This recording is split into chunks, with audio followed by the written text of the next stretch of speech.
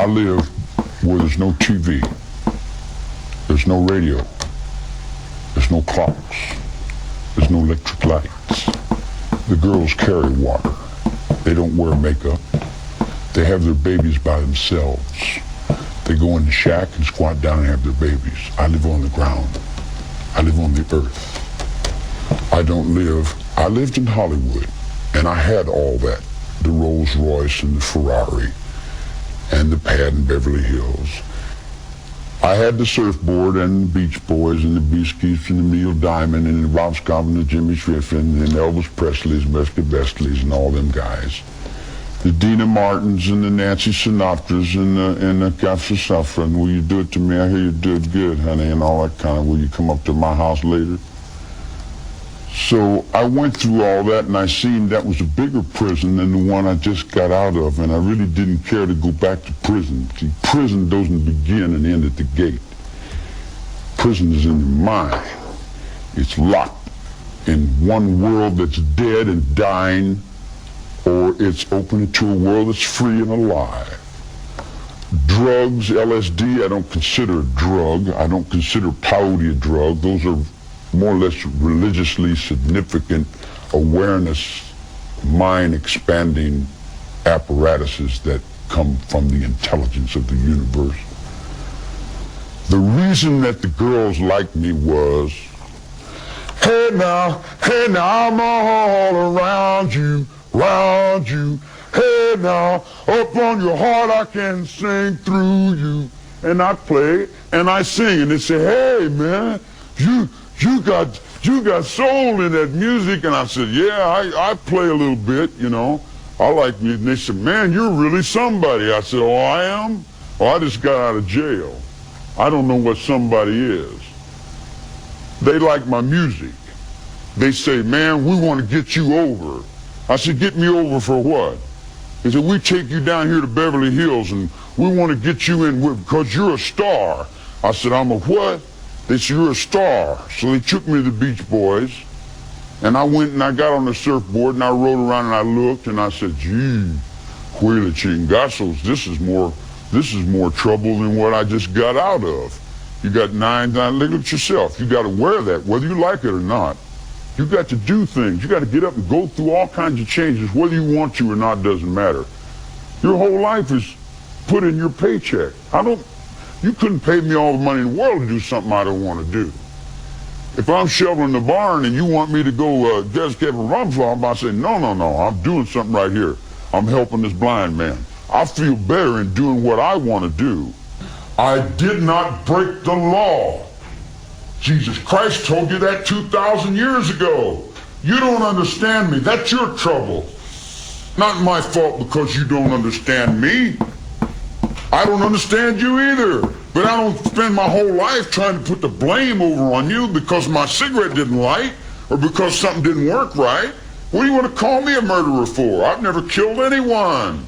I don't need to kill anyone. I think it. I have it here. I don't need to live in this physical realm. I walk around in the physical realm and I put on the faces and I talk and I play and it's this big act, man. In the spiritual world is where I live. I exist in places you never even dreamed of. You talk about, this little physical realm you live in, guilty and is he in sin? Well, how's your courts guilty? How many people do you think you've hung on the ventilators in the nut wards and forced medication on them? You see what I'm saying? You don't have any idea what the hell's going on. If you knew what the hell was going on in your own system, then you'd say, now I see what's creating this. Society's creating it. Society's saying, we want these Rambos. We want these killers. Oh, wow, man. Look at that dude there. And you got little kids looking in the book where they're selling Sears and Roebuck. Rambo from 12 to 15. Kai Karate from age 5 to 17. And you got all your kids out here doing these crazy things. Now you want to come and say, Charlie Manson's the father of our country. We're convicting you for being Jesus Christ. We're convicting you for being the devil. We're convicting you for being responsible for our actions. I'm not responsible for anyone's actions but my own actions.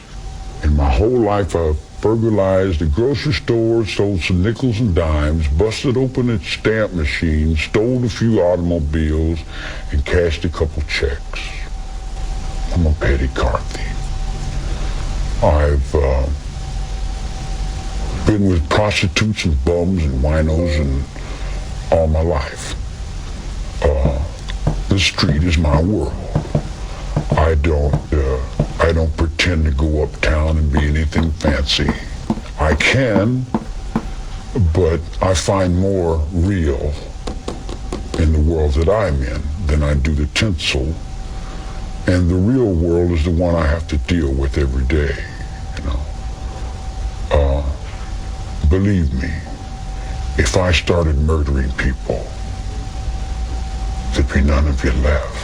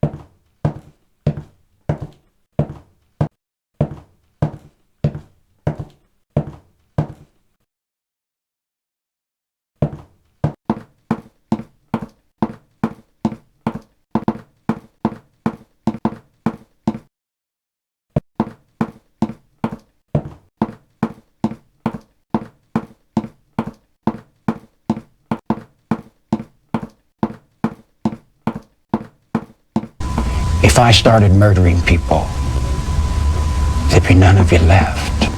If I started murdering people, there'd be none of you left. If I started murdering people, there'd be none of you left. If I started murdering people, there'd be none of you left. If I started murdering people, there'd be none of you left. If I started murdering people, there'd be none of you left. If I started murdering people, there'd be none of you left. If I started murdering people, there'd be none of you left. If I started murdering people, there'd be none of you left.